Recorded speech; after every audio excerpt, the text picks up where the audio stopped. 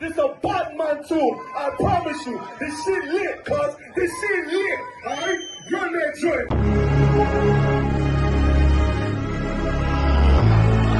Niggas looking for the light. Me and my niggas prepared for the dog. Yeah. So we gon' get it on for the last days, nigga. I already know what it is. 140 for the rubber. They in the building, we in the spot. We can go to war and see who make it out. Earn your stripes, dog, you with us or not. We can get it on when it's on, it don't never stop. First you get that power, gotta hold it down. Watch your step, boy, you on holy ground. They in the building, we in the spot. We can go to war and see who make it out. It's a problem, tell them pop off. I die for, I let my colors fly, boy.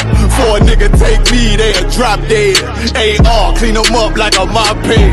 Say he cool, he bad, he really so tough. They like, damn, look what he did to Billy go rough. Little bitch think she Kiki Palmer, silly hoe. She know I'm that bull, but I ain't from Philly though. From the city where they say about that ribbon like petty poops. Know them niggas plotting, gotta deal with me. Can't catch me slipping, got to steal with me. Just left Alabama, bought a chopper from some hillbilly move. He made my life feel the blade. Leave them all bruised, come through like a plague. Rebel off the leash like a dog out the cage. Call me Johnny Blaze on One West May. Watch your step get stretched like a limousine. So my brother bring that blade back wet, that's my enemy. Little nigga, this that cult, need to talk. Niggas know I got blood in my cup, I just sip it like it's grenadine. They in the building, we in the spot. We can go to war and see who make it out. Earn your stripes, dog, you with us or not. We can get it on when it's on, it don't never stop. First you get that power, gotta hold it down. Watch your step, boy, you on holy ground. They in the building, we in the spot. We can go to war, let's see who make it out. Tell them niggas good night, here come the bitch. Look, told them niggas get right or get left. UPK, bad man, I pin to your flesh. Hellboy, rip the soul out of dead man. Shit, got the rate, the power, I been the showstopper. Yeah, they might hate, but I know they gon' watch. Zone on lock, and you know the flow prop. Iced out, got the drip out of David Jones lock. Know I got the plan, they say that you the man. No shit, Sherlock, I'm the one you heard about. Burn down the building, let them all watch. Throw that One West up, then I swerve out. Sick with this shit, I do not need a detox. He don't watch a step, blow him out them Reeboks. We taking over, I'm sending the word out. Can't see me, little nigga, I put you in a bird box. Look, it's One West practical, gladiator, maximal. Creep on them slow, but that Glock fire rapid. All I want is more power, more straps to blow. Ain't got excuse for no car, he gon' have to go. They in the building, we in the spot. We can go to war and see who make it out. Earn your stripes, dog, you with us or not. We can get it on when it's on, it don't never stop. First you get that power, gotta hold it down. Watch your step, boy, you on holy ground. They in the building, we in the spot. We can go to war, let's see who make it out.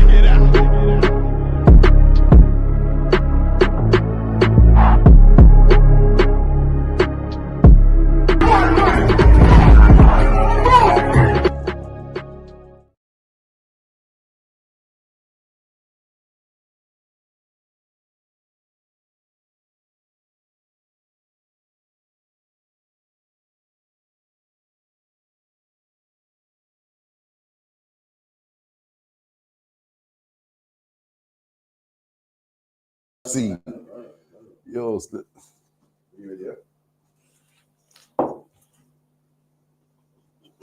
Shalom. Yo, Bashim Yoshai Braktar to the brothers. Yo, Shemai Ladan Bashim Yoshai to the sisters. We are the ISUPK, started out of 1 West 125th Street, Harlem, New York, under the command of General Yohana. And we teach that Black and Native Indians are the true Hebrew Israelites of the Bible, God's chosen people. Okay, with that being said, we're going to go through some of the schedules in the school. We've just had a feast day, the feast of the Memorial Blowing Trumpets. That was last night, live from the school. We're going to go through the schedule of the school for the week. And this is a regular occurrence. This is every week. It's a set program. So Monday night, we have the law class. Tuesday night, we have the brotherhood class. Wednesday night, we have the history class. Thursday night, we have the scripture breakdown class. Friday night is the Lashwan Kodash class. The 3 live classes in the school in the week are the Monday night law class, 7 till 9. The Wednesday night history class, 7 till 9. and the Thursday night scripture breakdown class 7 till 9. All classes are live on Facebook, Twitter, and YouTube from 7 till 9. But they're the 3 classes you can get down here if you want to attend class and become a student in the ISUPK under the command of General Yohana. That's Monday, Wednesday, and Thursday. Friday night after the Lashawan Kodash class, which means the Most High's Holy Tongue. We have the podcast from 9 till 11 on the ends. That's right. And then Saturday morning, we have a Sabbath service live in the school, open to our people, so-called Blacks, Hispanics, and Native Indians, 394 Lodge Road, Hockley, Birmingham, UK. That's what we've got going on in the school. The Sabbath Saturday service is from 10 to 11. Then from 12 till 5, we hit the street for street camp. Every 2 weeks, Birmingham Central and Leicester City Centre. They're the 2 street camps we keep fortnightly. So at the bottom of the Bull Ring in the Birmingham City Centre and Leicester City Centre at the Clock Tower fortnightly. And we alternate, okay? We alternate them street camps from Birmingham to Leicester, back to Birmingham to Leicester, okay? So that's what we've got going on in the school. We've got classes going on in Leicester as well at Maidstone Road, Caribbean Centre. And that's every 2 weeks on a Saturday, I believe. That's right. Any questions you've got for tonight's class, type them in the StreamYard. We'll get to you ASAP and answer your questions. Okay, so without further ado, tonight's class is LGBTQ Rule This World. Okay, now before, what we're going to do, let's have a look at LGBTQ Rule This World. So, believe it or not, the LGBTQ community are in the Bible. They're in the scriptures. And we're going to find out tonight, is the LGBTQ community a lawful community or an unlawful community? Should they exist? Should they not exist? Are they going to exist in the new kingdom, or are they going to cease to exist at the end of this wicked kingdom? That's right. When our king returns. Okay, I don't know. I want you to Google something for me, Mozart, and let's see if we can share this. I want you to Google something for me. I'm going to give you something. Let's see if you can Google it for me and share it on the screen.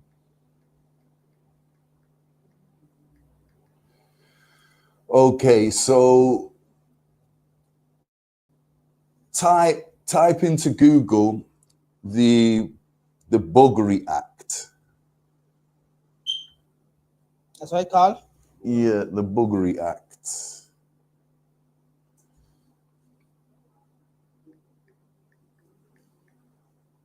Let's see where this LGBT community stems from. Let's have a look. Okay, hold on.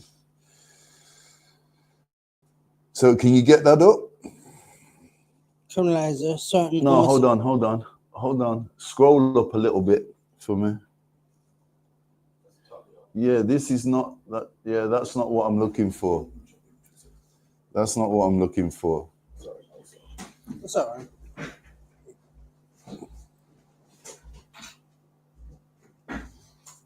This should come up, other one. That's what we're looking for. Oh, AI. Yeah.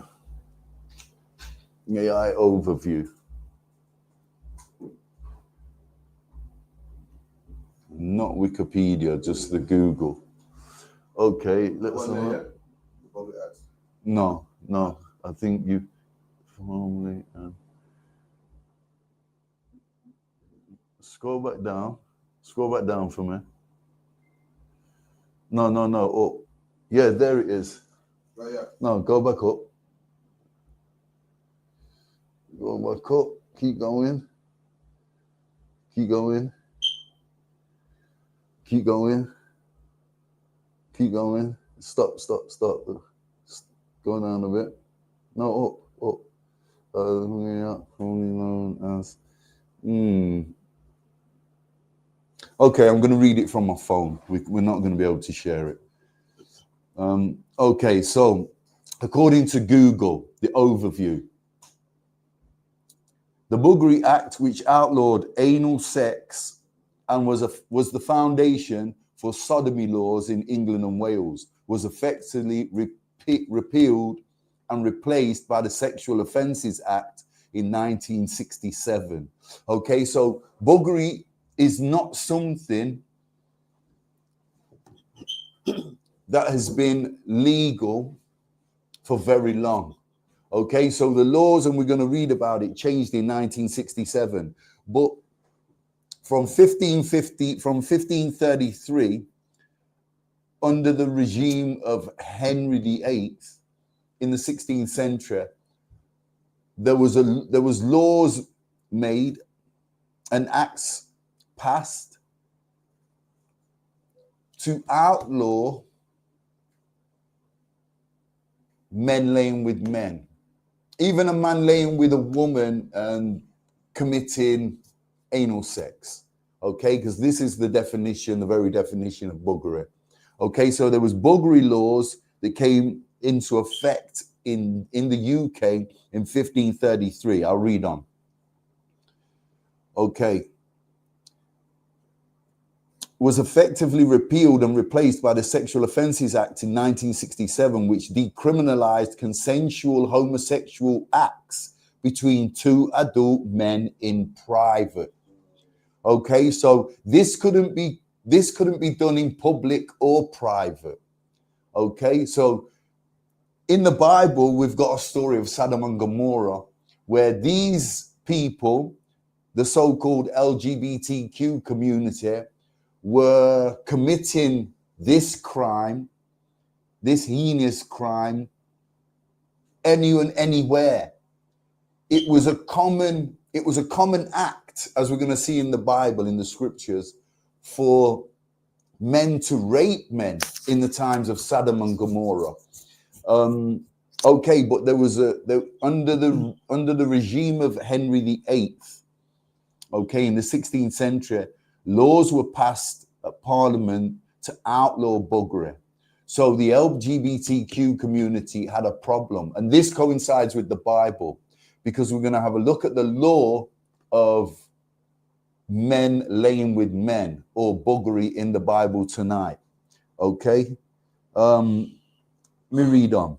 The Buggery Act itself was not directly repealed, but its prohibition was removed, making it no longer capital punishment. So from 1533 right up to 1967, Salakia, not 1967, but we'll introduce the latter date as we get into it. But from 1533, a law was passed under the regime of Henry VIII that the punishment for the LGBTQ community caught committing the crime of buggery was death. It carried the death penalty, which coincides with the biblical precept, a command for a man not to lay with a man, and if caught doing so, he would the punishment, the judgment for buggery in the Bible, a man laying with a man, is death. Okay, let me read on. Salakia. Let me just get this back up.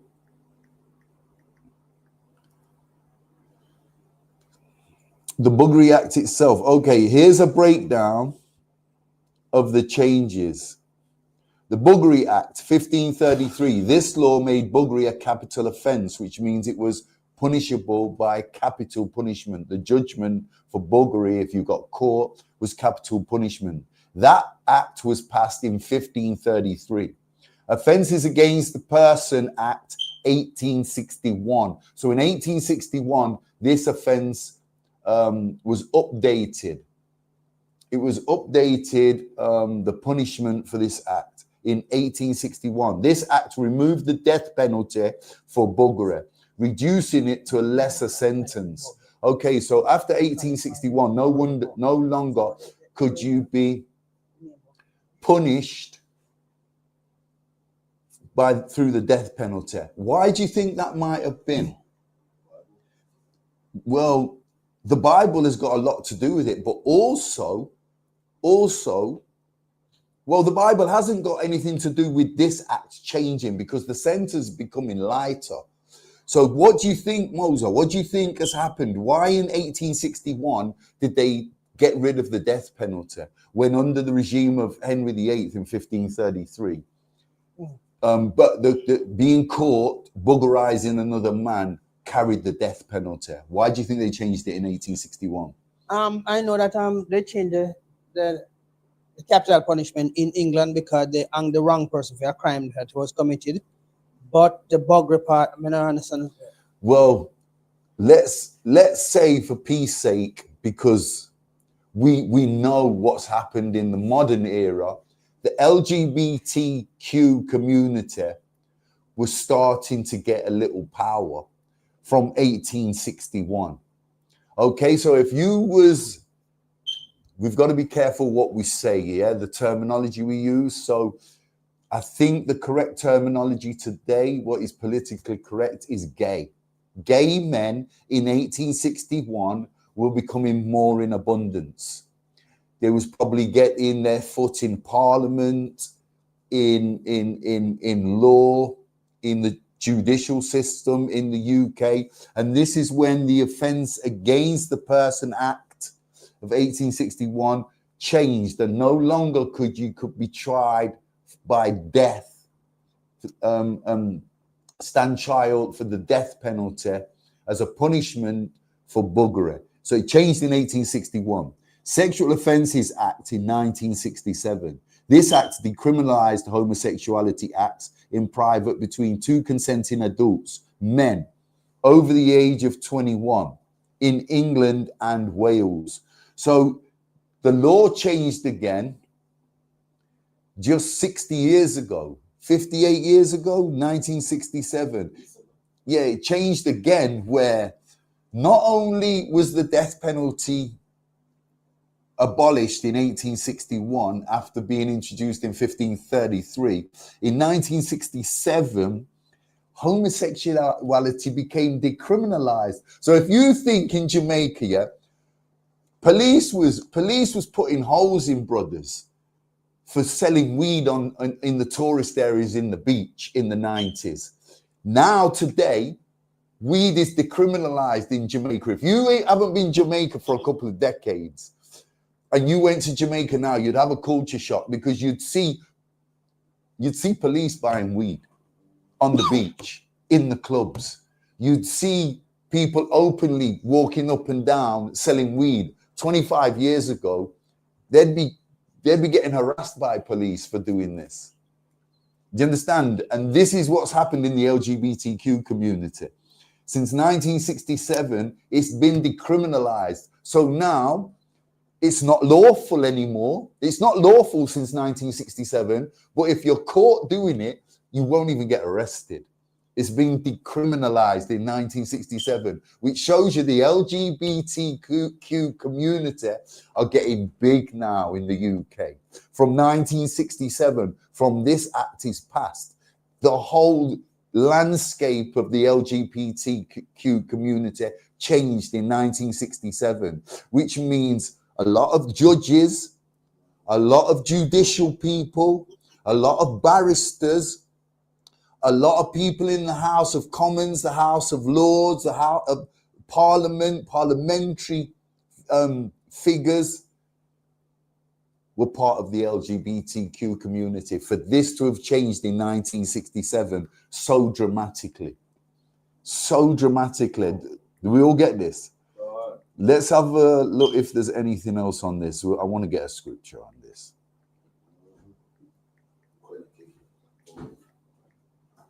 Right. Okay, let me just see if there's any more on that. Therefore, while the specific Buggery Act was not directly repealed, its prohibition were abolished by subsequent legislation in 1967, which marked a significant step in decriminalizing homosexuality. So like we said, by 1967, the LGBTQ community didn't only have a foot in the door in the way this country was ran, but they was controlling acts and changing the face and the landscape of the law in this country regarding gay men and the LGBTQ community. Have we all got this? Any questions in class? One question. So it's because they denounce capital punishment. Why they likewise it apply to the LGBTQ? Well, like you said, Mozart, earlier, they made mistakes with capital punishment, so they had to tread very carefully who they hung in them days and who they sent to the gallows. But by 1967, the last man in the UK had already been hung. So for this law particularly to be decriminalized shows you how powerful the LGBTQ community really was in the 1960s in UK. And this is a time when, we know the Windrush, this is a time when a lot of Caribbean people will come into the UK and settle in. And we're going to have a look at this because the same Benjamites that came to the UK in the 50s and 60s fell victim to the LGBTQ community. Because like anything in this part of the world, where the LGBTQ communities, where Israel's concerned, blacks, Hispanics, and Native Indians, everybody wants a piece of us. Everybody wants us involved. Do you think it's just sports and entertainment? The sports worlds, the entertainment worlds, the spiritual worlds, the churches, the Christian church, the mosque, the Islamic mosque. Do you think it's just these communities that want a piece of our people? Our people are so great, everybody wants a chunk of us. The government, right. The LGBTQ community, they know that if they can get a black, Hispanic, or a Native American in a dress, cross-dressing, in heels, in lipstick, in makeup, in a long blonde wig, it's going to look attractive to the kids, to the youngers, to other communities outside of the LGBTQ community. And that's why this community's got too much power. They damn near rule the world. Let's get listen, this is a law class. Get me the book of Leviticus, chapter 20, verse 13, Baba Kashar. Let's have a look what the Salaki, you got something for his other one. So that you want black people to do it because it's more attractive, and you're right, because when you think of like a transgender don't act like a woman. He has like a black woman, like snapping the fingers and the neck. You know, not like Becky. You don't act like Fatima. So they know they want you to do it. Like they're telling you that a black woman is the woman to be. One of them is flamboyant and long nails and girlfriend, all that stuff. They don't act like regular woman, they act like black woman. So yeah, and that's a heavy point, Adawan, because you can just stand up in the club and watch Asian girls, European girls, watch all these nations watching our women. So our women have got something very attractive about them that these other nations' women don't possess or carry. So to turn our men into effeminate black females was the very goal of the LGBTQ since the 50s and 60s, since the Windrush, since we started coming over here in abundance. And that's apparent and that's evident in today's society. Because I guarantee you go to Jamaica, Antigua, Trinidad, Costa Rica, Guyana, Haiti, Dominican Republic. You go anywhere in the Caribbean in the 30s and 40s, you would not see men dressed in lipstick, fake eyelashes, fake fingernails, dresses, and heels. Fast forward to the 80s and 90s, and first generations born in the UK. Our parents have come over. First generations born in the 70s, 80s, second generation by the 90s. And by second generation, our men, our young men are already dressing in heels, makeup, fake nails, dresses, all kinds of cross-dressing and effeminate nonsense that is, according to the Bible, an abomination. Let's have a look at the law. Let's have a look at what Moses recorded. Let's have a look at what the Most High God of Israel says about the LGBTQ community. Read that for me, Bible Kashar. What's it? What number? Leviticus 20 and 13. 20 and 13. You want me to read it? The book of Leviticus 20, verse 13. If a man also lied with mankind. If what? If a man also lied with mankind, as he lied with a woman, both of them have committed an abomination. Okay, so if a man, Moses says, if a man lies with a man as he lies with a woman, the two men have committed an abomination. We don't need to go and get a definition of abomination. We all know what an abomination is. You're filthy to the Most High God. You are. So a gay man, according to the Bible, is filthy to the Most High God. Right. He's an abomination. Read that again, Baba Kashan. If a man also lied with mankind as he lied with a woman, both of them committed an abomination. Read on. They shall surely be put to death. They shall what? Surely be put to death. Henry VIII said in 1533, he wanted a law passed to stop the LGBTQ community. And right here in the Bible, Moses has been given the report from the Most High God to stop, to make sure we never do this. We never commit these heinous acts. We don't become sexual deviants. We don't become adulterists. We don't become fornicators. And we don't lie with the same sex. That's right. Same-sex marriage is an abomination to the Most High God. Just like Henry VIII said in the 16th century, just like the law was passed by the British government in the 16th century, same-sex marriage was punishable by death. Buggery was punishable by death. A man laying with a man was punishable by death. And this is biblical. This is a law. This is a commandment from the Most High God. And if the Most High God gives you a commandment, you do not ignore it. That's right. You blacks, Hispanics, and Native Indians do not ignore it. Meanwhile, we're stuck up in that Christian church teaching our people that the LGBT community is the new era. And the Most High God doesn't hate a gay man because the Most High God changes with the times. He moves with the times. Homosexuality didn't cease to exist. It's Sodom and Gomorrah. It came back because the Most High God allowed it to come back. Well, that's not in our records. That's a damn lie. If you know our records, the priests and the prophets of the ISUPK know that's a lie. And that's the narrative that's pushed in the Christian church.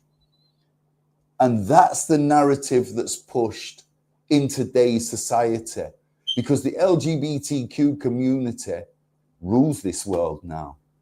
They have the most influential people running their communities. They've got more money than some governments around the world. Are we all familiar with pink money? We're going to get into this. We're going to have a look at what pink money is. I mean, what you're saying is big because nowadays you can't watch a movie without scenes being in there. Scenes that don't make no sense. the cartoon. So what he's saying that these people are in power, it must be the Warner Brothers, the music, just you're trying to live your life and it's in your face, man. Trying to go to school and it's in the air, man. Everyone's Everywhere. pushing it, so luck, yeah. You got something for us, Mozo? Even the common commercial, the last couple of seconds, it's there. The common, what you call it, you know, the EastEnders and every little thing. Anytime they can put a Black, Hispanic, or Native American in a dress and on our TV screens, they revel in it. They revel in that because they know a so-called Black, Hispanic, or Native Indian man in a dress with heels is going to be so attractive to the rest of the world. And their community is going to keep on growing and growing and growing until damn near half of the world's male population are part of the LGBT community. This is just bizarre. It's unlawful and it's an abomination. And it starts with our children. This is where we get it right in the ISUPK. We get it right because we take this nonsense away from our children from they are knee high. Get me Proverbs 22:6, Baba Kashar. Let's have a look how this starts with our children. If we get it right with our children, so-called Blacks, Hispanics, and Native Indians, we've got nothing to worry about. Our children will follow the laws of the Most High God. They will not transgress, and that you won't catch our children in the ISUPK in lipstick and in nails. Coming home from school talking nonsense about, Mummy, Daddy, I want to try on my big sister's dress. That's not happening around here. That doesn't happen around here, but that happens in the Christian church, regular to our people. Read that, Baba Kashar, when you're ready. The book of Proverbs 22, verse 6. Train up a child in the way he should grow. Do what? Train up a child in the way he should grow. You hear this? Train up a child in the way he should grow. And if you Blacks, Hispanics, and Native Indians don't know how to raise your children, how to be a father, how to be a mother, get yourself down to one of your local ISUPK schools and learn. Because we train our children from knee high. We train them exactly how to be according to scripture, according to the Bible. Okay, so we train our young men to be exactly that. Soldiers and warriors, preparing them for the return of our King. And we train our young sisters from childhood to be soft and tender and to keep the house clean and to not dress in a man's attire. Okay, and not to be fornicators or sexual deviants or whores. This is what we teach our young sisters. This is what we teach our children, our young men. And we do this in the ISUPK because this is the home of the truth. Read that again, Baba Kashar. Train up a child in the way he should grow, and when he is old, he will not depart from it. Okay, there you go. That's self-explanatory. This starts with our children. Train them up to be God-fearing men and not LGBTQ puppets like what's pushed in our schools. So many of you Black, Hispanic, and Native Indians kids come home from school and they've been taught nonsense. They've been taught absolute nonsense. Why? In fact, get me jump to Proverbs 29 for me. Get me Proverbs 29, Baba Kashar. So let me know when you're there, Baba Kashar. I'm at Proverbs 29. Start verse 15. The book of Proverbs 29, verse 15.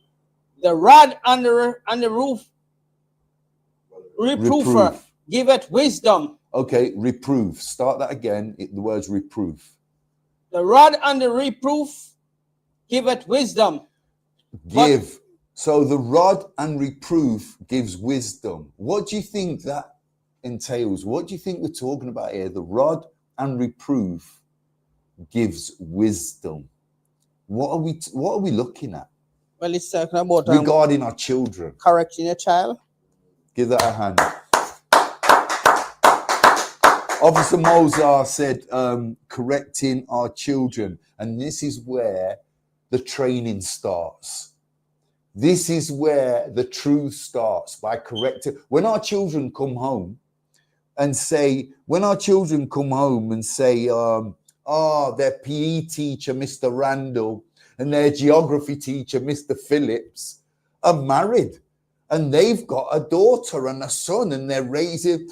You shut your child down right there. That's right. And you tell them that is an abomination. And Mr. Randall and Mr. Phillips are filthy as hell. You teach your children the truth straight out of the Bible. It says it right here in Proverbs 29:15.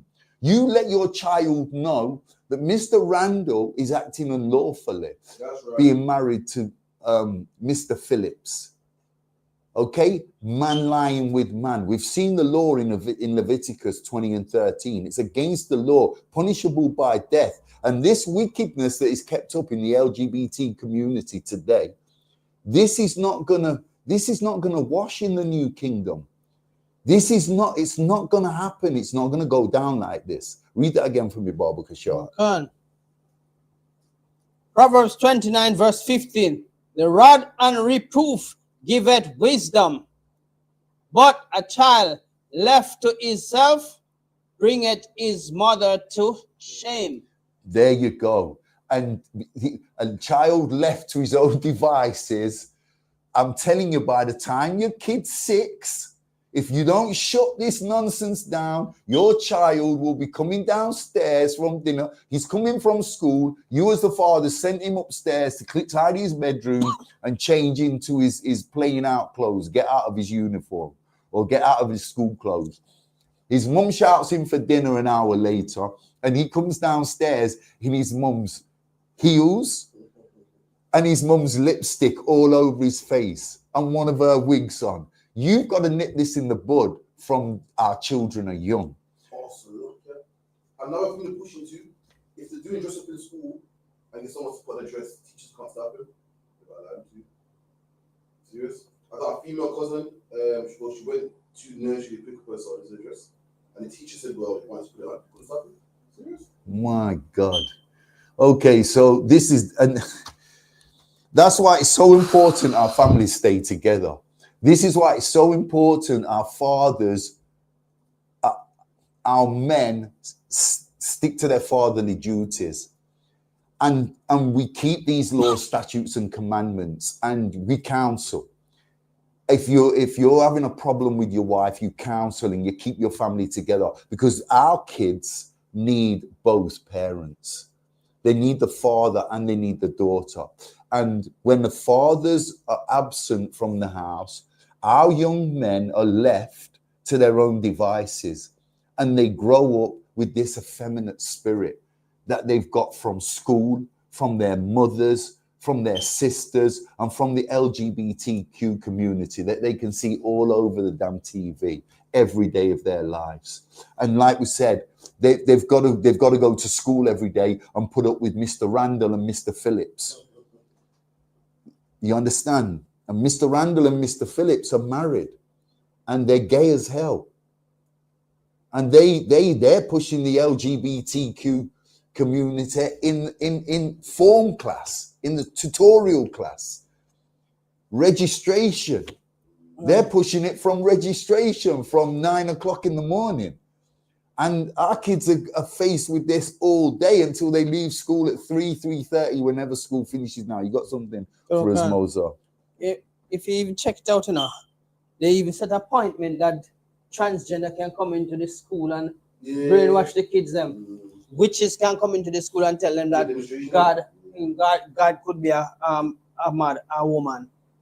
All of them crap they think. Well, they're talking about God could be a transgender. A woman.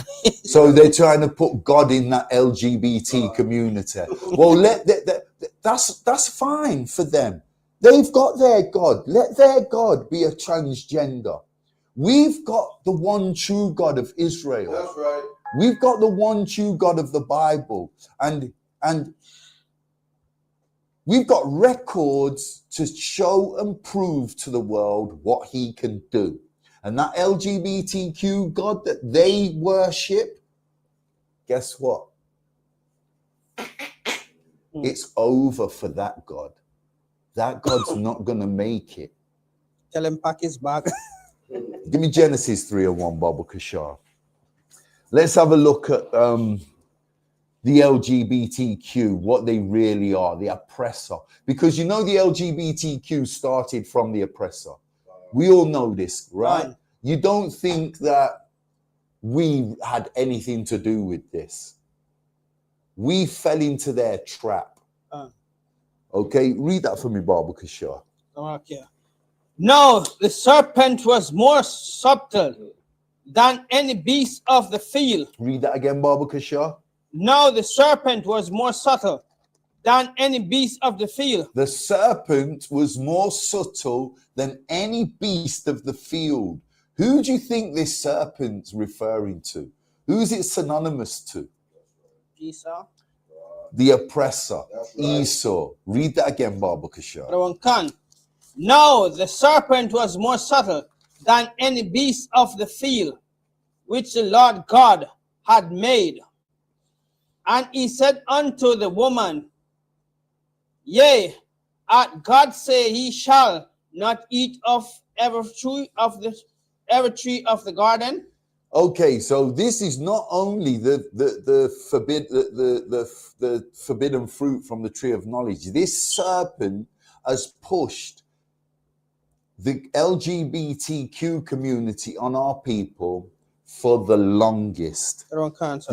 You got something for us, Moses? But remember, it says, "I'll not eat from the tree of knowledge." So the knowledge that Esau came with, the oppressor came with, was homosexuality. Nobody wanted that knowledge. There you go. And that's what I was going to touch on next. The serpent is synonymous to the oppressor. This man is so subtle. He's so subtle with his words and his language. And you can see that in the LGBT community when they're doing their marches, their gay pride marches, and they stop and they've got their podium and they do their speeches. They're subtle as hell. The things that they come out with are subtle as hell. They're full of trickery and deception, just like the serpent. And that's why they're so synonymous to the serpent. That's why our kids are being taught same-sex marriage is normal. And they're taught this from school. And that's why we have to grab them and train them from young. Listen, and I know I say this every week. We've got these records for a reason. This is no joke, you know. This is no joke. We've got these records for a reason, and these records are the very thing that keep us on the opposite side, the direct opposition to the LGBTQ community, because these clowns damn near rule this world now, and they're snatching our children in abundance away from our families, you blacks, Hispanics, and Native Indians. And the only thing that's going to save our kids is the ISUPK. That's right. Under the command of General Johanna. There's no other way, because we teach our records to the letter of the law. There's no other remnant of people in the world that teaches the truth out of the Bible. There's only a small remnant in this world left that teach the truth out of the Bible, and that is the ISUPK, right, under the command of General Johanna. Okay, is there any questions? Yeah, I want to more comment. When you see the serpent more so, it's like throughout history, if somebody wanted to push a doctrine, they go to war, unalive everybody, push it on you. This man's so subtle, we don't have to do it. This man can't do it. Can't. I've never met a man so subtle, man. Life is good, man. Can't. Yeah, it does. It definitely works. Give me Deuteronomy 22:5, Baba Kashar. Here, LGBTQ, they've just took over since 1967, and this is the group that got this law passed. How the hell do you go from doing something that's so unlawful, it's punishable by death, to punishable by prison, to decriminalized? And they did all this in 400 years. They changed it so dramatically, the face of this earth. Come on, only the serpent could do that. No other people could do such a in 400 years. 400 years, they've divided and conquered. You got something more, sir? Okay.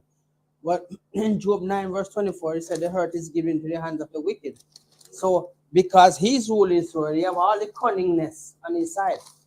I mean, so for you to challenge him in his world, you have to be able to have your world to make your laws. So you can separate yourself, but we don't have that. So because this world belongs to him now, and we are in this world, he used every trickery to force his fools upon Right. money, any opportunity. Just like that man in Leicester yet used to kill the people, a man. His name is Dennis Nielsen. He used to treat the liquor boys much because he was a butcher in the army. Then when he left the army, he started working with the job center. And at that time, job was really scarce. So what he do? He seduced the liquor boy. Oh, I can make your application go through quicker. Just come to my house and I'll help you fill it up. And he kill them. So you see, all every step of the way where they're doing things, always trickery. If they tell you to come and do this, look over your back. Watch your back. Deception in the absolute. Yeah. Absolute deception. Full of trickery, so subtle. And it starts with our kids. Let's not forget this. They target our children first. And you know why how do they target our children? They got our children thinking cross-dressing is normal. You know, all the boys get the effeminate parts in the play at school. So they have to put on females' attire. And they've got all the girls playing. I mean, at my daughter's last, what did they call the Christmas play? No. What did they call it? Festivity play. Is that the Christmas one at school? Okay, my 10-year-old daughter. Yeah. And not my 10-year-old daughter, because I wouldn't allow this. But a girl played. How backward is this? What play is it called? Nativity play, yeah? The Christmas play. A girl played Joseph and a man played Mary. How LGBTQ is that? You tell me these people don't damn near run the world. They run our schools. They run primary schools. They run secondary schools. They run a portion of the government. How the hell in the nativity play did a 10-year-old girl play Joseph, a man's part, and a boy played Jesus' biological mother, Mary? How the hell does that happen? And does that work without the influence of the LGBTQ community? Somebody tell me. Okay, so this starts with cross-dressing. They're teaching our children at school to cross-dress. Let's have a look at the law, what the law says about cross-dressing. But you got something, Moza? But if you watch the narrative along the way, all along, the subtle snake went to Eve because Eve is younger. Eve is weaker than the male, right? So he convinced her to do whatever. Then when you look at slavery coming down the line, what they did, they wipe out all the elders with the knowledge and take the younger one them and groom them in the way that you become servants and accept your position as servants. Tell you that your skin color make you inferior to him. How can my skin color make me inferior to you when you are the one with the skin problem? And you want melanin because you lay on the beach all day to get brown. Yeah, right. Bizarre, then you ridiculous. Come now with this LGBT, the letter community, alphabet community. They now target the younger ones because we, the older ones, are more hardened. You can't come close to that foolishness. Because we know how you're supposed to wake up now bed with no man as hard as me in the bed. Now something wrong. So what you do? The influence, like, oh, let's go have a play over. Tell your mom that you need your cup because you can't sleep over tonight. All of these things are the trickery of the father. Right? Now your son will come over. Mom, you know what? I slept in the bed with Richard last night, and he was hugging up to me and kissing. What? I'm gonna have to knock on the door and ask what's going on. Come in and have that. Deuteronomy 22:5. Cross-dressing. This is why we've got to grab our kids from young and train them up. Train them up in the ISUPK under the command of General Yohanna. This is what's going to save our community. This is what's going to save Israel. This is what's going to stop us from being wiped out. That's right. Completely and utterly. Deuteronomy 22:5.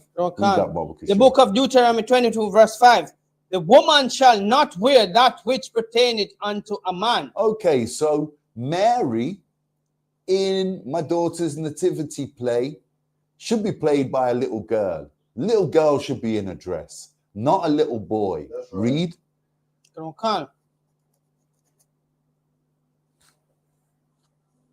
Neither shall a man put on a woman's garments, for all that do so are abomination unto the Lord thy God. There you go. And so Joseph in the same play should be played by one of the young 10-year-old men, boys in my daughter's class.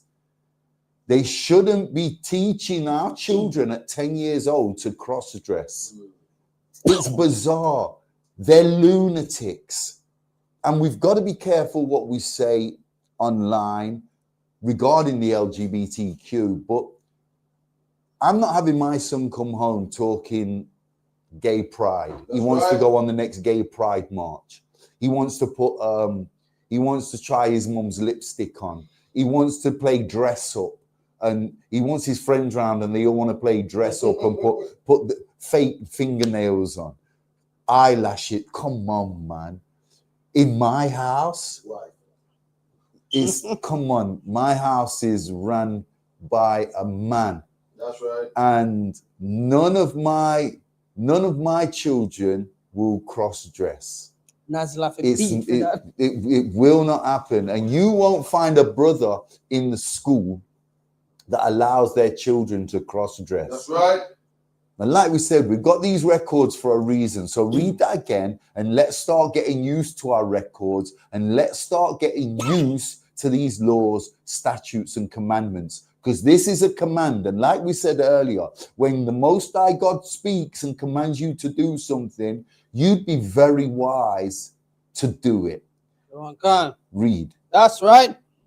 Deuteronomy 22 verse 5. The woman shall not wear that which pertaineth unto a man, neither shall a man put on a woman's garments, for all that do so are abomination unto the Lord thy God. There you go. There you have it. Cross-dressing is against the law. Again, this starts with our kids hearing and being taught the nonsense they are taught at school. They're watching too much TV as well. They're seeing brothers dress up on TV. Grown men dressing up on TV as women. Usher, Luther Vandross, Young Thug. All these men have been seen on our screens in dresses. Dennis Rodman, the basketball player. Come on, man. Big, tough, 6'7" giant, and he wears lipstick and makeup every day of his life. And he goes out in female dresses. This is what our children are seeing every day of their lives on TV. The LGBTQ somehow rule this world. And I don't know how it happened, and I don't want to know how it happened. But when you walk through these doors, the One West ISUP, the One West doors of ISUPK under the command of General Yohanna, that nonsense stops right there. That's where this nonsense stops. Because there's nobody in these schools, in the ISUPK schools around this world, that go on gay pride marches. We don't support that, and we never will. You won't find our children cross-dressing. We don't support that, and you won't find that in our schools. Why? Because it's a law, it's a commandment. Cross-dressing is in the Bible, and the LGBTQ community are all going to be punished. They're all going to be put to the sword. And you think we can allow our children to go that way? You're sadly mistaken. Sadly mistaken. It's not going to happen when you come through these doors. You're not going to see none of this nonsense. Not around here. Get me Leviticus 18 and 22, Baba Kasha. You're not going to find any signs of LGBTQ in our children in the ISUPK. We get our children from a young age and we train them how to be young men, how to be young sisters, real sisters.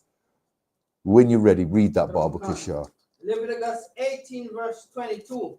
Thou shalt not lie with mankind. Thou shalt what? Thou shalt not lie with mankind. So, okay, so here's another command from the Most High God. So you do well, you blacks, Hispanics, and Native Indians, to listen, to clean the wax out of your ears, open your plug holes, and listen to these commandments. Listen to these laws and hear these statutes. Read that again, Baba Kasha. Thou shalt not lie with mankind. Just give us the book and the precept. Leviticus 18 verse 22. Thou shalt not lie with mankind as with womankind. It is abomination. Okay, so there you go. That's a precept that backs up Leviticus 20 and 13. Remember, precept upon precept, line upon line. Here a little, there a little. Two men are forbidden to lie together. That's right. And it starts with our children, and it starts with cross-dressing, and it starts with LGBTQ community, teaching our children, enticing our children to go to get to an age where they can go and march with them, go on their gay pride marches, go on their gay pride parades in the streets and dress how they want and cross-dress, and it's totally normal. This is where it starts. But according to the Most High God, according to the laws of the Bible, it's an abomination, it's filthy, and it's wrong, and you're going to be destroyed for doing it. You blacks, Hispanics, and Native Indians, do you want our children to be destroyed before they've even had a chance or a crack at life, before they've even had a chance or a crack at these laws, statutes, and commandments through the Spirit of the Most High God? Is that what we want? Genesis 9 and 12, Baba Kashar. Grab that from me. We're going to go through a couple of precepts in this. Okay. Because after the floods, the Most High created, we're going to show you that the rainbow is in the Bible. What you see, the LGBTQ stole the rainbow from us. You blacks, Hispanics, and Native Indians. That rainbow was that. Do you know before the floods, there was no such thing as a rainbow? Before Noah's Ark, and we all know the story in our records, the story of Noah and the Ark, how Noah and his 7 family members were saved. Yeah. The rainbow was made as a reminder, to remind us of our covenant with God, our agreement with him, his promise to us that if we stayed lawful, stayed obedient, kept our vow, didn't go LGBTQ, didn't go left, didn't go right, stayed on the straight and narrow, kept these statutes, kept these commandments, kept his judgment, kept our oath with him, that rainbow in the sky would always be a reminder of our covenant with the Most High God. LGBTQ only took it and stole it and made it their own. And when you go on these gay pride, when you filthy demons go on these, let me be careful. When you gay men, you black, Hispanic, and Native Indians go on these abominable gay pride marches with in your LGBTQ community, just remember them rainbow colors you're donning were already yours. They already belong to you. They're a reminder of your covenant with the Most High God. You're so special, and you've turned your back on God to be part of that LGBTQ community. Read that for me, Baba Kashar. Genesis 9 verse 12. And God says, this is the token of the covenant. This is a what? Token of the covenant. What's a token? What is a token? Does anybody know what a token is? It's like it has to be in a physical form.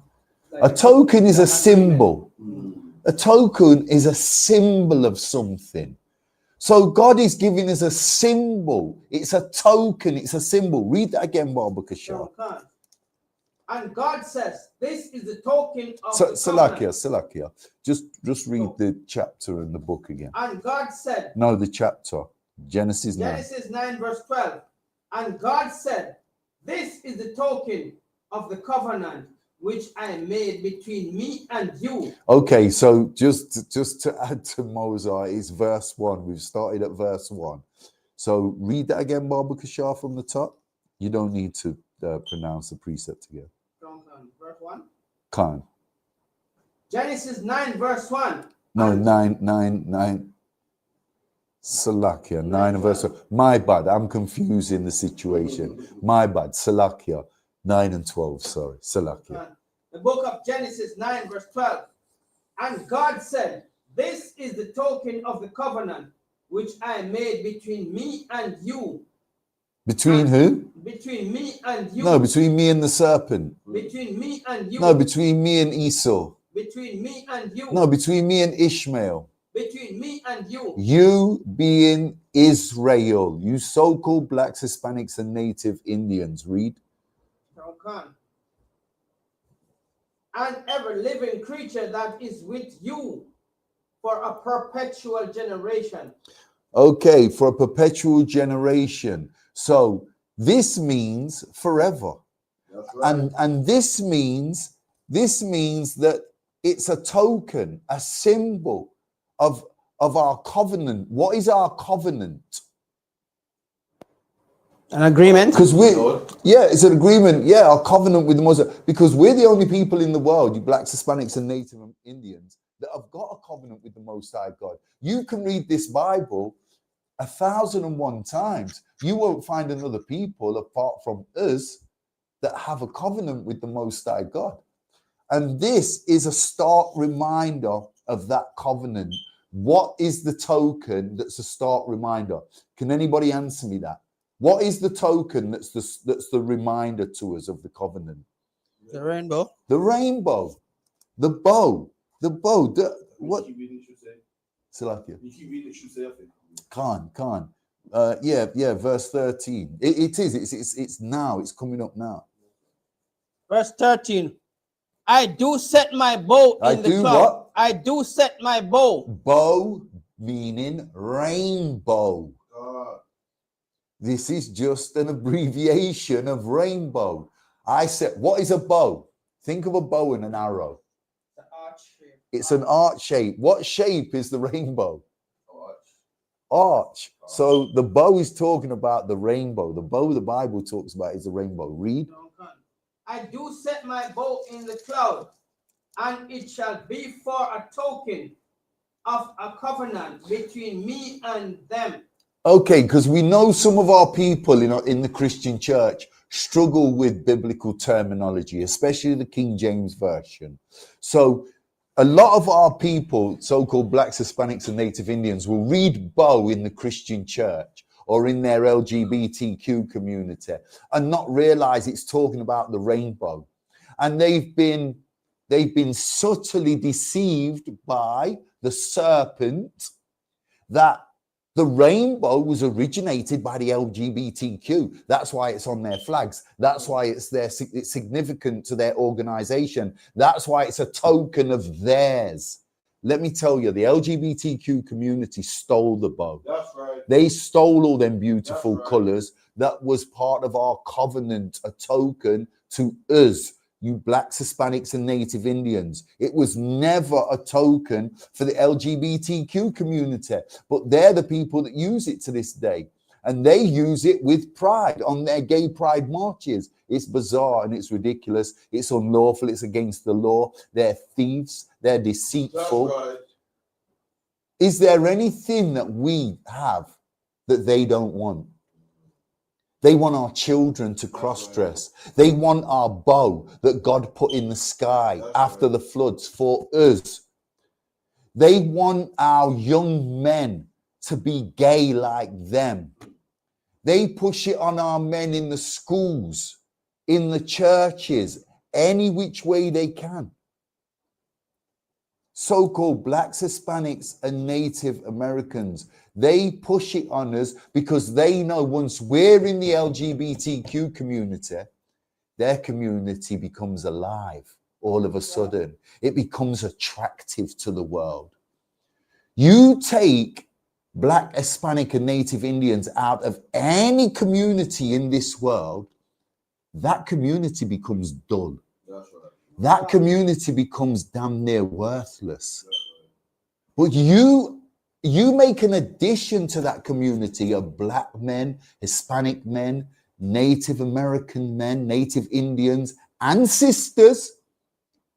And all of a sudden, that community becomes so attractive to the world. It becomes beautiful. You got something for us, Mozo? Even nowadays, you know, when you know the so-called white man, he just like they are coming out now and saying they don't really hate black women, they're just so jealous. But their jealousness turns to rage against black women. Because what? They know that the black woman is strong, confident. They can look, if you have a child in your house and the child done wrong, as a bad to screen at the rod and spoil the child. Now you're going to tell the child, go and stand up in the corner, and when you finish, I'm going to reward you. That is not punishment. Oh, mommy, can I come over? And then, before you say, mommy, can I run down and give mommy a hug? Mom say, oh, all right then. It to me so nice, I'm going to reward you. The black woman come in black woman's house, that ain't happening. Yeah. You get two slap or something, fling at you. Yeah. You lose your character, you get character, you need something. Yeah, it's true. So these are the things they are saying that that it's not hate, they hate the black man. They're just so jealous and the jealous and turn to rage and hunger. Which they want you to control it. And it shows it out even the old movies, you see, they have this wire in the skirt to make them look big. They have this wire in the boss to make the boss look big. Damn right. You try to get a tan and they won't stay with you. You have to get hungry because you need something. All of this that they need and you can't stay with them, they make them hungry. What verse we on, Ark? Verse 13. No, I think you're on 14 now. Okay, come on. Genesis 9 verse 14. And it shall come to pass when I bring a cloud over the earth, that the bow shall be seen in the cloud. Okay, so there's the rainbow again, seen in the cloud. And we know that this is a reminder of our covenant with the Most High God. Verse 15. Okay. Verse 15. And I will remember my covenant. Okay, so the Most High God says he will remember his covenant. Read. Okay. I remember my covenant, which is between me and you and ever living creatures of all flesh. And the water shall no more become a flood to destroy all flesh. Okay, so God was saying here to Noah, he's done with the killing. He's got to the point where he needed to get to. He's saved 8 righteous people. Go and replenish the earth. This will be a reminder. Look in the sky, and this will be a reminder of what I've done, and it will be a reminder of our covenant. We will today, imagine, we are so lost. You know, today when it rains and the sun shines out at the same time, and we see this bow in the sky today in 2025. In the ISUPK, we look at that rainbow and we remember not to sleep with our brothers' wives, not to eat shrimp, crab, pork, lobster. That's right. Not to smoke weed, not to sell drugs, not to put your hands on your brother, to pay your tithes. That's right. We remember all these things when we see the rainbow, and the LGBTQ community has stole it. and teaching the world it's for something else. It's so typical. It's so typical of the LGBTQ, of the Zionists, and all the other denominations of the serpent, all the other cults and groups of the serpent, that they cannot get by in their kingdom without our influence and influences. Everything they've got and what they hold dear and close to them, they've stolen from us. Even down to our covenant reminder. Even down.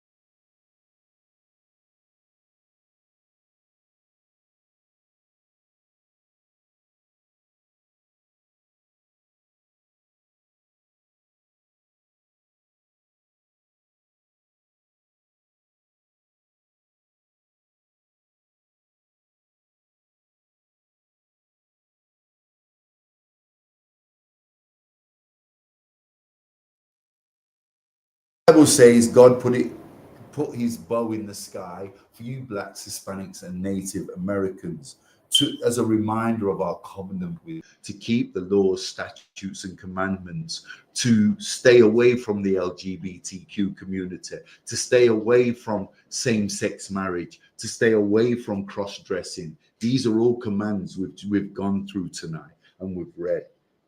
And that applies to us, so-called blacks, Hispanics, and Native Indians. Give me Genesis 19 and 4, Baba Kashar. We're going to have a look at Sodom and Gomorrah before we I want to get through some of the story of Sodom and Gomorrah, which is relevant to the LGBT, because this is where LGBTQ started. That's right. It started in Sodom and Gomorrah in the days of Lot and Abraham. Lot is Abraham's nephew.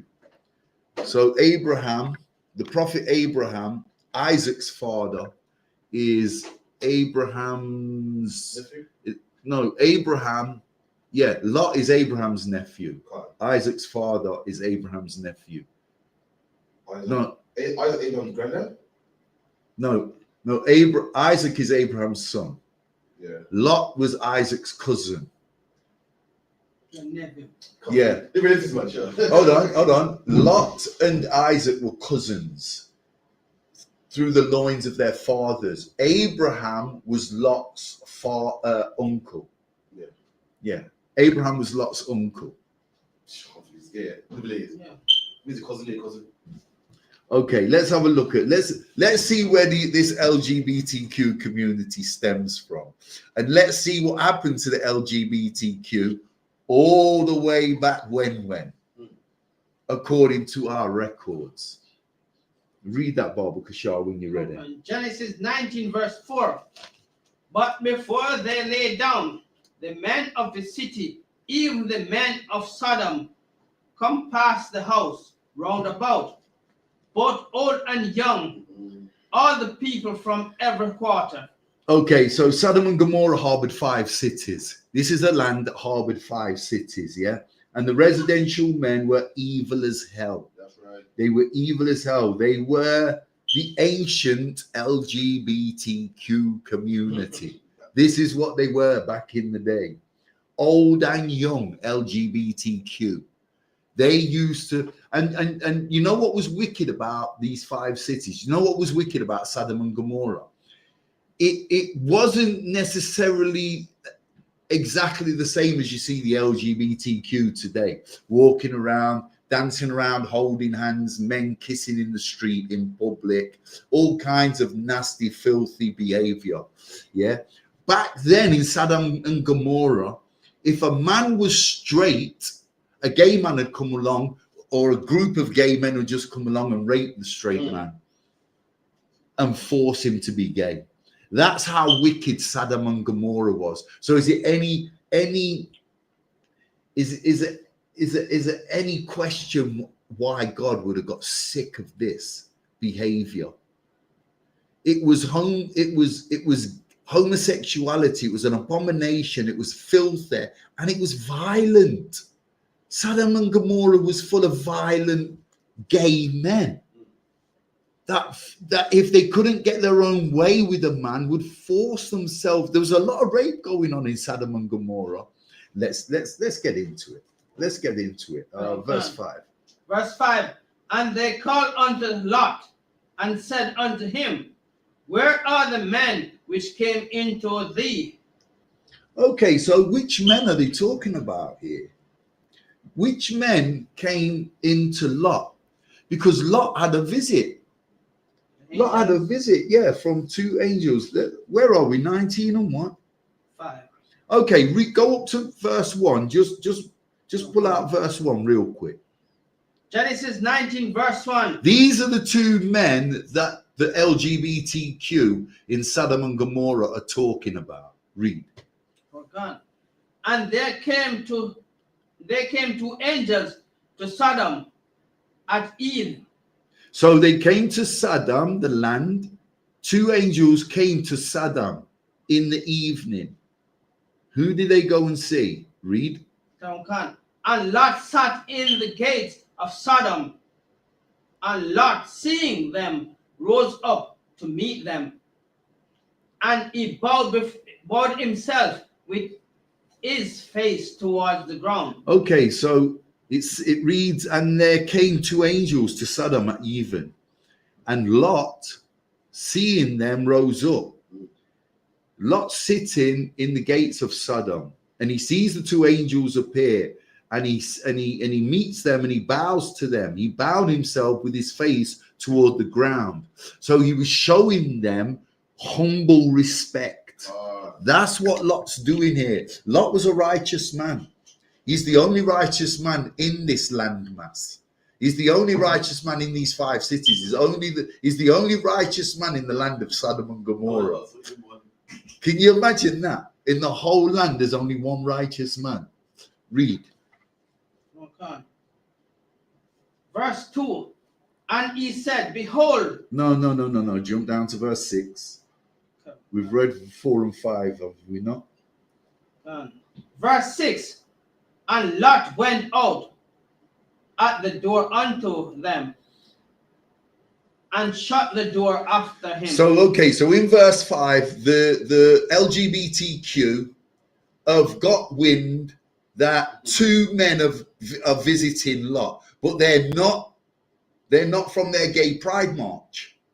So now the LGBTQ want to know what won. So they've gone to Lot's house. They want to know what won, Lottie, my man. What's going on, bro? what are you doing harboring these two Negroes? What's happening? What's going on? We want to be filled in. Lot, what does Lot do? Shut the door before them. Slams the door in their face. Why? Because Lot knows what these scoundrels, what these gay men are after. They're rapists, they're murderers, they're LGBTQ. That's right. Lot knows them. He lives amongst them. No, I'm not going to say he labors amongst them. He lives amongst them and he labors amongst them. The Bible says, know the men you labor amongst. Well, Lot knew these men. He knew exactly who they were and what they were about.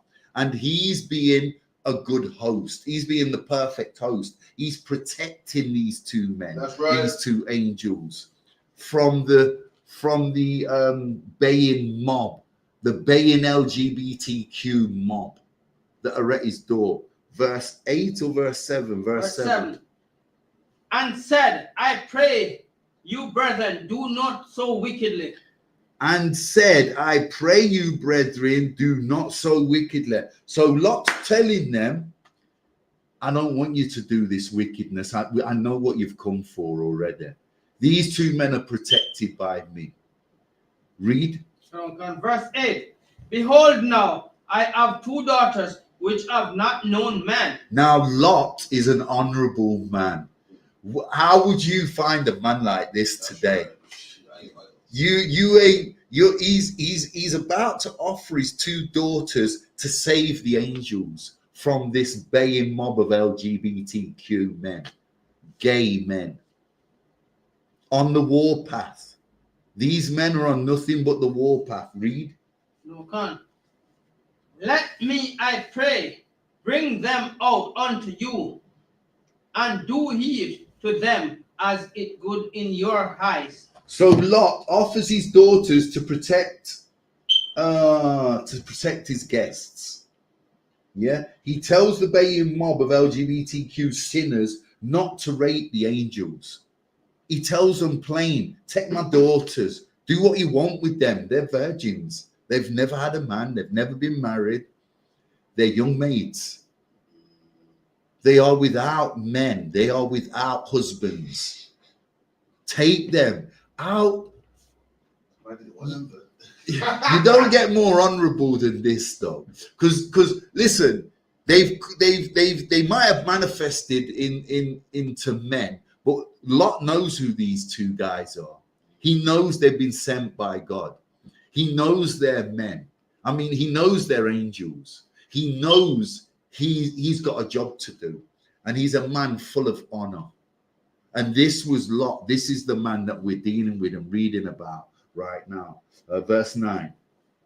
Finish verse 8. Only unto these men do nothing, for therefore come they unto the shadow of my roof. Verse 9. And they okay, said, so he's pleading with the baying mob of LGBTQ to leave these men alone, not to do nothing. He's offered his daughters to these gay guys, man. And just imagine they're LGBTQ. They're not interested in women. They're not interested in Lot's daughters. Read. Verse 9. And they said, stand back. And they said again, this one follow me into sojourn, and he will need to be a judge. Now will we deal worse with thee? Okay, so do we know what the LGBTQ head guy is talking about here, who's addressing Lot? Do we know what he's trying to say here? Mozart, what's he trying to say here? It's saying that this man is pretending like he's a judge. To judge us right, like he's more righteous than anybody else. So listen, let me deal with him even worse. Yeah, they're gonna deal with break him. Kind of one like saying perfect. You've got it. And You've got it. Bang on. You've got it. You've got it. So the LGBTQ sinners, yeah, the LGBTQ sinners told Lot to move out of the way as they could get so that they could get the angels, because they didn't appreciate Lot judging them. And if he continues in this mannerism, he'll get dealt with worse than they're going to deal with the two angels. So look, if their plan is to rate these angels, what do you think their plan would have been for Lot after? They'd have probably raped the angels and let the angels go. Yeah. But they would have raped Lot and killed him, massacred him. That's how wicked and evil these LGBTQ gaysters were. Read. And they pressed sore upon the man, even Lot, and came near.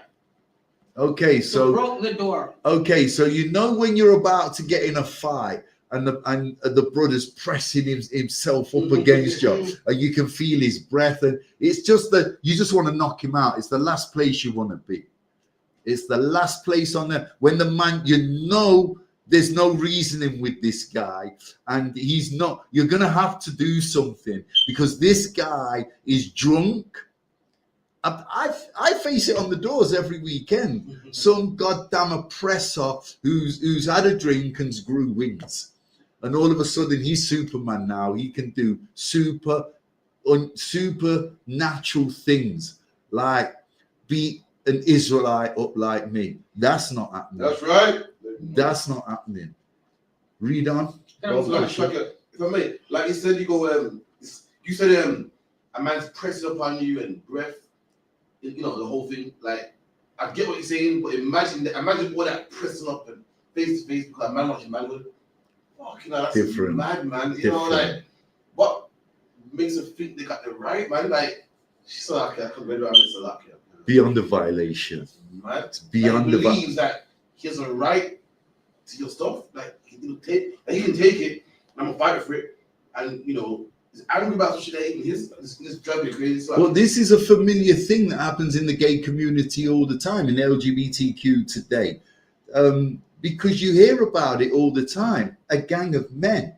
Remember, Lot is with two men. There's only three of them. There's a mob of LGBTQ at the front door. There must be 30 to 50 men waiting to run a battery on these three.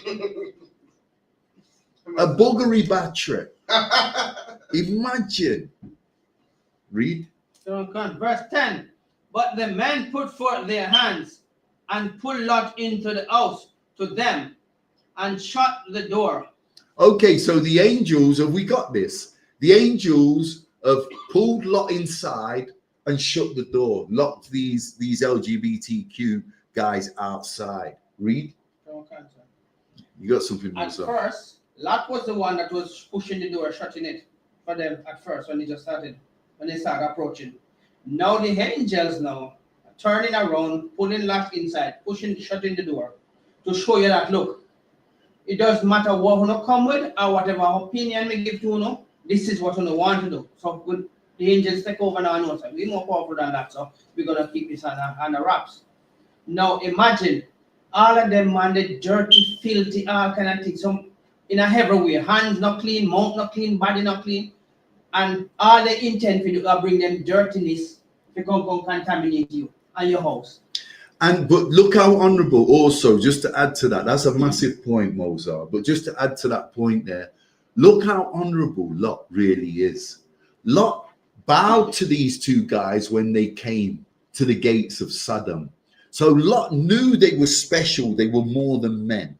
Whether he knew there was angels exactly or not, he knew they were holy, they were righteous, the way they came at him. Yeah. So Lot, he looked at the ground and greeted them. So he knew these guys were special. He was still prepared to honor and put his life on the line for these men. That's an honorable guy. What verse we at, Bob Kishore? 12. 12, read. No, verse 11, sorry. Verse 11. And they smote the man. They did what? They smote the man. Hold on, the angels are getting active now. What did they do? It smote the man. They smote the LGBTQ, the big gang of rapists that had come to do damage, got smoked. How did they get smoked? Read. That were at the door of the house with blindness. What? With what? Blindness. My goodness. So the men, the LGBTQ sinners, were blinded by the angels. And they're still at the door. What? Read on. Both small and great, so that they weary themselves to find the door. Huh? Weary themselves. So listen, if someone had just blinded me, if someone came to confront me and sprayed me with CS gas or pepper spray and I was blind, I'm out of there. I ain't hanging about to get effed up. I'm not hanging about to get effed up or potentially whatever could happen to me. These guys were so LGBTQ gone. They'd been blinded and they were still there at the door lingering. They didn't care that they was blind. They were still there with intent. Read. What verse you at, Baba Kusha? Verse 12, I'm going to know. Verse 12. And the man said unto Lot, Hast thou there here any besides sons-in-law, and thy son and thy daughters, and whosoever thou hast in the city, bring them out of this place. Verse 12. Okay, so the angels tell Lot to remove his family from Sodom and Gomorrah. Verse 13. Why? Why? Save their life. Get out of here. We're going to find out. Verse 13. Verse 13. For we will destroy this place, because the cry of them is wax great before the face of the God. Okay, why did he tell his family to get out of the city? Because the Most High God is about to destroy this place and remove it from the face of the earth and all its inhabitants. So LGBTQ are about to get destroyed. That's right. That's why these angels have come. This time I will be. That's why these angels have come. Read. Before the Lord, and the Lord had sent us to destroy it. Verse 14. Salakia, read verse 13 again. For we will destroy this place, because the cry of them is wax great before the face of the Lord, and the Lord hath sent us to destroy it. Okay, so the angels, that's black and white. The angels are telling you, we've come to destroy Sodom and Gomorrah. The Most High God sent us. And this is another command. When the Most High God commands, you get the hell out of the way. That's right. You move the hell out of the way, or you face the same. You're in line for the same judgment. That judgment's not going to swerve you. It's going to go roll through you like a steam train. It's over. And the angels are telling Lot, get your family and clear off. Get yourself into a safe haven, a sanctuary. I think it's a place called Zoar. We'll get to it. Let's jump down to verse 17. Verse 17. And it came to pass, when they had brought them forth abroad, that he said, Escape for thy life. Wow. Our sins far outweigh the sins of the heathen. And because everything we do is always in the spotlight, you see where this is going. Read that again and read all the way through. Verse 7, Genesis 9, verse 17. And it came to pass, when they had brought them forth abroad, he said, Escape for thy life. Look not behind thee, neither stay thou in all the plain. Escape to the mountains, lest thou be consumed. Okay, so he's been warned to take his family to a sanctuary, a safe haven. Okay, do you know why? Do you know what this is really about? You see, when we do something wrong, it's highlighted more than the heathen. Why do you think that is? Because we are supposed to be the example, the righteous people. That's right. There you go. And we have that covenant. The rainbow belongs to us, That's right. not to the LGBTQ community. It's not, the rainbow is not full of gay colors like they want you to believe. Them colors in the rainbow are colors of war. The Most High God is a man of war. But we think yellow, orange, purple, green, red. We see these colors as gay, something we've been duped. We see them as something that they're not. Have we got something there? Yeah, brother's got comments, not major. So the brother's saying, this comment, what he's saying, you said that why do they want us to join their team? The brother goes, because we're the light that they are trying to dim out. Yeah, just comment what he's saying. That's true. Okay, our sins far outweigh the sins of the heathen because everything we do is always in the spotlight. We play sport. When we play sport, we look better than them. When we study in the classroom, we study harder than them. When we model Gucci, Fender, Louis Vuitton, guess what? Guess what? The catwalks and the runways are made, we make their garments look fashionable. That's right. That's what happens when we put on Louis Vuitton and Gucci. No wonder they want our rainbow. No wonder they want us in their community. No wonder they target our children. No wonder. We are the greatest thing since sliced bread. That's right. And much more than sliced bread. And much more than hard-o bread.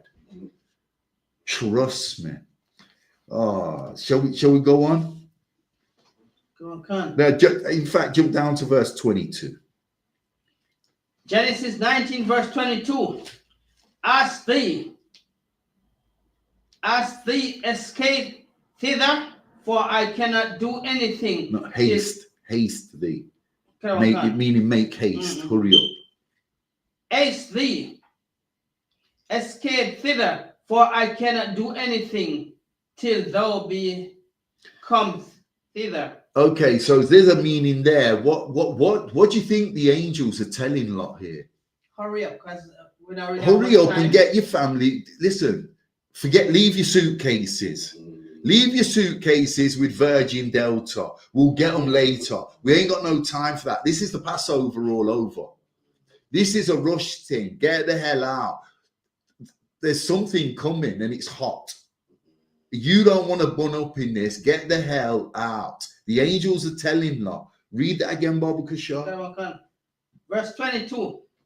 Haste thee, escape thither, for I cannot do anything till thou be come thither. Therefore, the name of the city was called Zoar. Zoar. So that is Lot and his family's sanctuary. That's their safe haven in this time. For this incident, the angels are telling him to go to Zoar. Because guess what? Have you ever seen a volcano explode? On TV, yeah. Have you seen it? Don't just pour like lava. Stuff spits out. It starts raining lumps of fire, cold fire. And if you're underneath that and one of them hot rocks hit you, it cooks you. It goes straight through your skull. It goes straight through your body. There's no deflection. It don't slap you and bounce off you and burn you and you run away. It goes through. It's so damn hot. It goes through your skin and cooks. I heard that the lava comes from the center of the earth. The core of the earth, the hottest part of our planet. But the problem why the canopy have to explode is when the pressure builds up, something have to give way. So any weakness within the volcano, that's where you come up, right through the canopy. There you go. There you go. Sometimes it's so big that it make a loud sound. So you can hear from when I watch the documentary about it. It's so loud when it explodes. I remember all of that methane and fire and everything is a boy.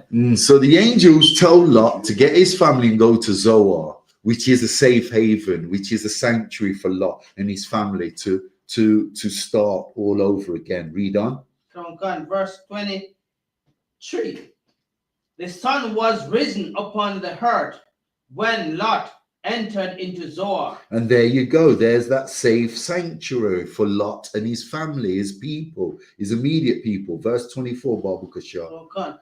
Verse 24. Then the Lord rained upon Sodom and upon Gomorrah. Did what? The Lord rained upon Sodom and upon Gomorrah. My God. He rained what?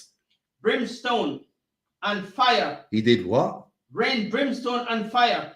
Wow. LGBTQ, done. You're done. You're finished.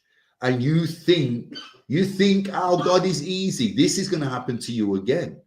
And guess what? We don't want you dragging down our people with your so-called blacks, Hispanics, and native Indians. Read that again, Babu Kashar. Okay. Verse 24. Genesis 19, verse 24.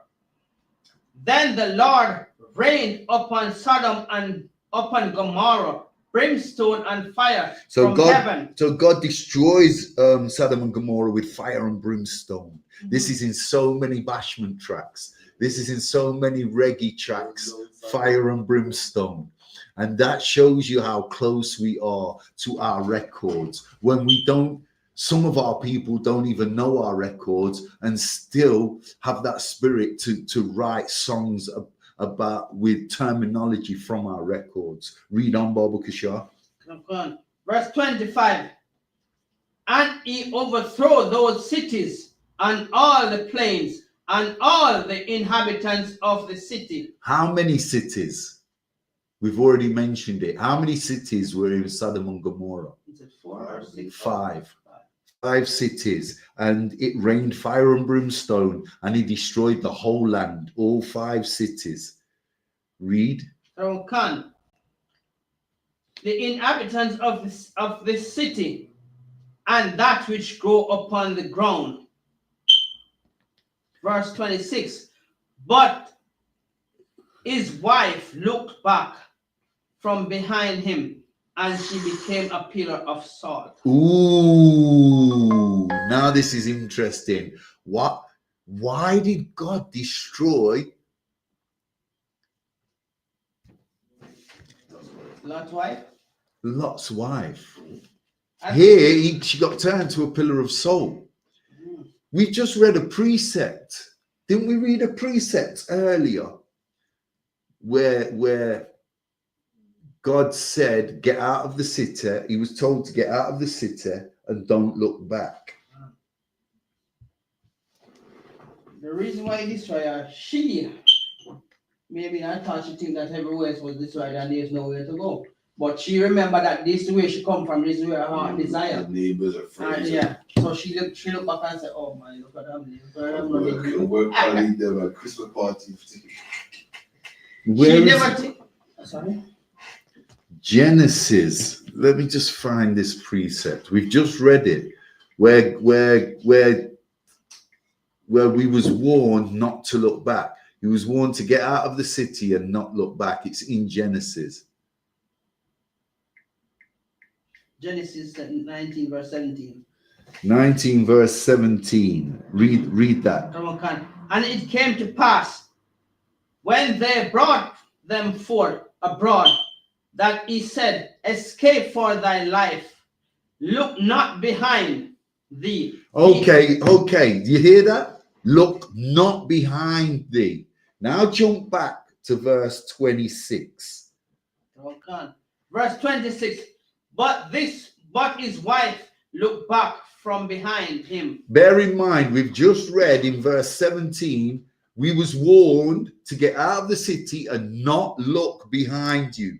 That's synonymous to not having empathy, not worrying about what you're losing. You're losing your land that you've been living in for so long. God says you've got better pastures over here in Zoar. This is a safe haven. This is a sanctuary. Don't worry about that evilish place. Don't look back. Don't feel sorry for them. Don't feel no empathy. Don't feel no sympathy. Don't worry about your suitcases. Delta Airways can keep them and shove them up their behinds. Read. Verse 26. Verse 26. And she became a pillar of salt. So she looked behind. And this is what we've been telling you time and time again. When the Most High God gives you a commandment, what do? Keep it. And if you don't listen to him and hearken and keep his command, what happens to you? So it's pure soul, shit like that. Definitely. You end up a pillar of salt. You get destroyed. You get destroyed. There's no arguing with the Most High God. There's no debating his decisions. There's no questioning his commandments, his judgments, his laws. This is not a negotiation, Israel. This is do it and get on with it and shut your goddamn mouth. That's right. Read. Is there any more on that? So Abraham was overlooking what the destruction. That's it. Verse 26. For me as well, like to rain fire and brimstone. That's like the best way I can describe it is meteorites. A meteorite shower. You ever hit a storm before? Yeah. Right, now imagine a storm coming from space. Can you imagine the gravitational pull, the force coming down with hits the atmosphere, turns to fire, and it's just raining storms. Imagine in your house. I'm sure how dreadful the Lord is. Imagine in your house here, one of them go for your roof, bang, and goes in your baby's cup. One goes for your windshield, it goes in the nursery, the hospital. They don't give a damn about babies, man. They don't care about babies and nurseries, and it's killing everybody, man. It's no joke. Okay, just before we finish then, I think we got the message about LGBTQ. Just before we finish, we're going to close now. Do we all know where ISUPK are in the Bible? Do you know how we combat the LGBTQ? Do you know that we're in the Bible? This is why we've got these records, so we never forget who we are. This is the ISUPK under the command of General Yohana. Get me Isaiah 1 and 9. ISUPK is mentioned in the scriptures. Listen to this. All over. The other one said, the captain says all over. But this is specifically talking about as this precept. Isaiah 1 verse 9. Except the Lord of hosts. Except the Lord of hosts. Read. Had left unto us a very small remnant. We would be like as Sodom and Gomorrah. No, we should be. Okay. Read it again from the top. Take your time. Verse 9. Except the Lord of hosts had left unto us a very small remnant, we should have been as Sodom, and we should have been like unto Gomorrah. So you imagine the Most High God left a remnant of people. And where would we be without that remnant? This is talking specifically about the ISUPK. We are that remnant. We're the only ones in the truth today. We're the only ones pushing this truth. Imagine where LGBTQ would be without us grabbing our people out of these gay pride marches. Teaching them that the rainbow doesn't belong to LGBTQ. It's a covenant. It's a reminder, a stark reminder to you of how much God loves you and treasures you and doesn't want you in that LGBTQ community. But he wants you at 394 Lodge Road. That's right. He wants you in ISUPK under the command of General Yohana. And that is exactly what this precept is saying. That's what it's talking about. This remnant that the Most High God left today is the ISUPK under the command of General Yohana. And with that, I'm going to call the class. That's right. I'm going to clap it up. Individual, going to give one case to the teacher. Individual, I imagine Shabbat. I imagine Barak. Yahweh Hashem Yahushua B'Katah. Yahweh Hashem Yahushua B'Katah. Yajamata. Dismissed.